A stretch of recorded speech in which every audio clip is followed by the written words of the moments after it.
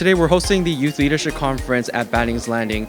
Each year we host a group of 7th and 8th grade students in the harbor area to get them to think about different careers in the port, to kind of show them also what we do here at the port, and to really motivate them and to build confidence in being a leader in their respective careers. This is an event that we've been hosting for 6 years now, and this year we have about 54 students from San Pedro, Wilmington, and Harbor City.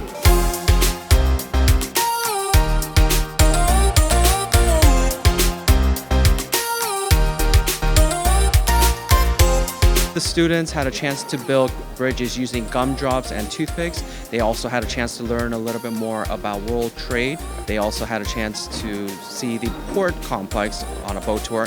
And they also had a chance to learn a little bit more about a career of their choice through a breakout session.